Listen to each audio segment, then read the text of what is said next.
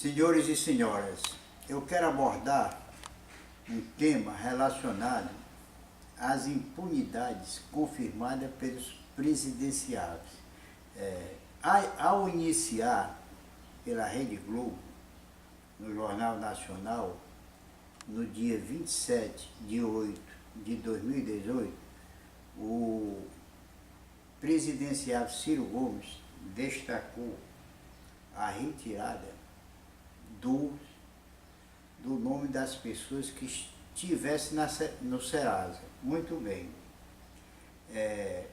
O débito, geralmente, é cobrado por as empresas e bancos que a pessoa fica inadimplente, os juros são extorsivos, leoninos e de ladruagem, porque são juros impagáveis. Um débito, geralmente, com juros legais, chegaria, digamos, a R$1.000, mas eles cobram 5, 6 vezes mais, ainda coloca o nome da pessoa no Serasa, como mal pagador. É certo que o presidenciável Ciro Gomes afirmou que iria tirar o nome deles desse órgão de inadimplente. No entanto, não era necessário o presidenciável retirar o nome dele, não. A própria negociação pode acontecer independentemente dele, a não ser que haja o pagamento pelo governo desses débitos.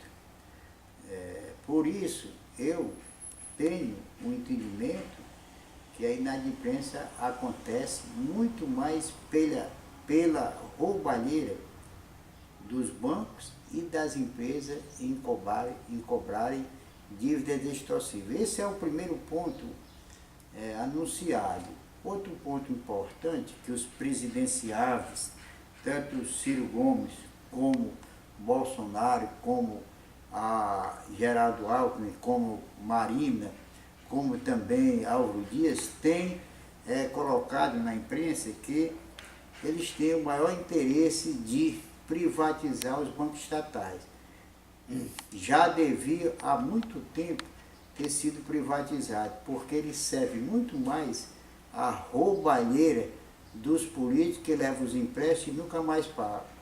Que a prova está aí nas muitas condenações a vidas estatais que praticamente os políticos são beneficiados com graças e privilégio nas suas prisões.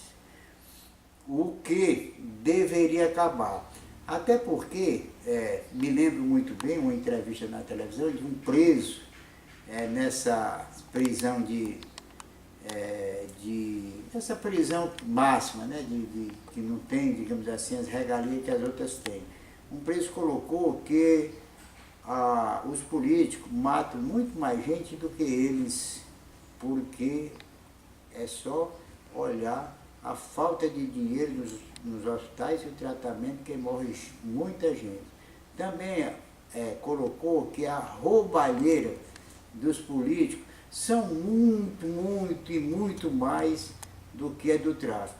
De um lado ou de outro, não deveria jamais existir se houvesse a punição exemplar a todos eles.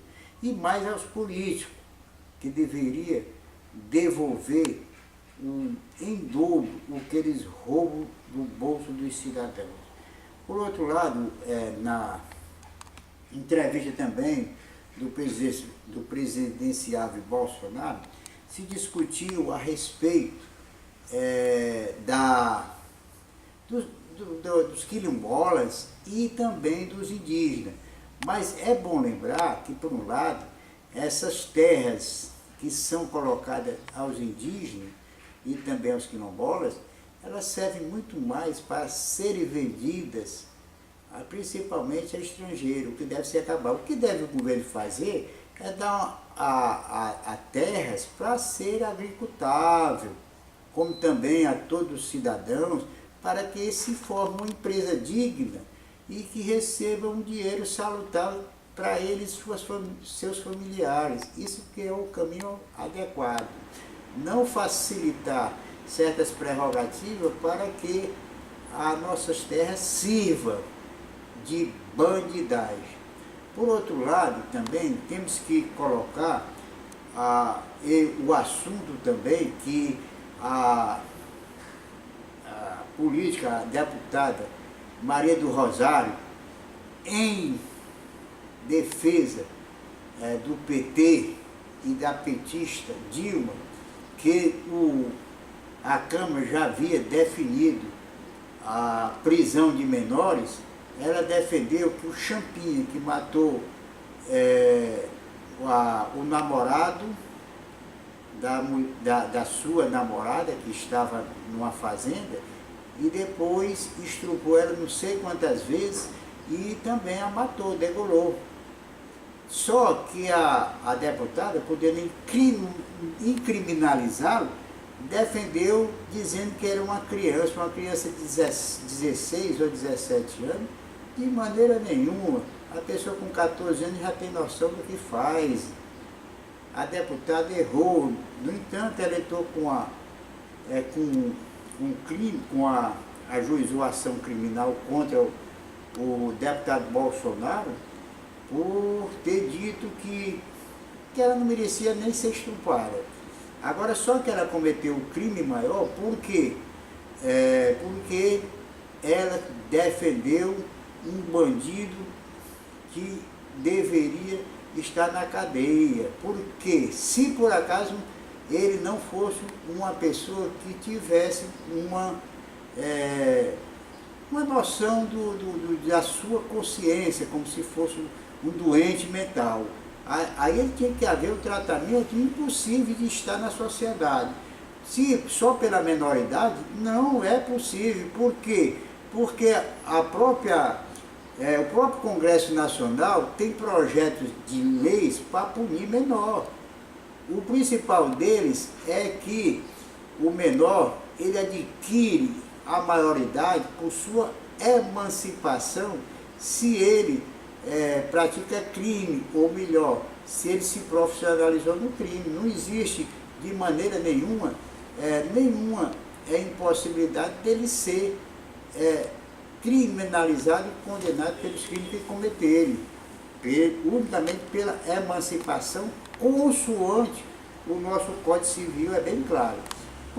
Também queremos colocar que o menor, ele jamais pode ser colocado numa casa que não dá nenhuma condições de melhoria da sua performance consciente e da sua educação exemplar de recuperação. Isso todos nós sabemos. Por isso, eu tenho um entendimento que os presidenciáveis não chegam a uma conclusão correta e digna para que o Brasil se tenha uma boa educação também exemplar para que o cometido do crime não aconteça. Do lado também do presidente Bolsonaro, que disse que a criminalidade ela será também colocada e não será permitida, com os próprios policiais também defendendo a sua força para matar bandido. Isso não é certo. O que é certo é haver a punição, não haver impunidade, tanto de policial como de bandido. Por outro lado, a lei dura, a lei que possa penalizar tanto faz policiais como bandidos que mataram, isso é que deve acontecer. Até porque o nosso artigo 5º, inciso 43, ele já define o que seja crime hediondo, que não são passíveis de se atender a graça, a graça, indulto e anistia, ou qualquer privilégio, como o o ministro da Defesa já salientou muitas vezes que iria acabar com esses privilégios de não ser cumprida a prisão como a condenação condenou, né?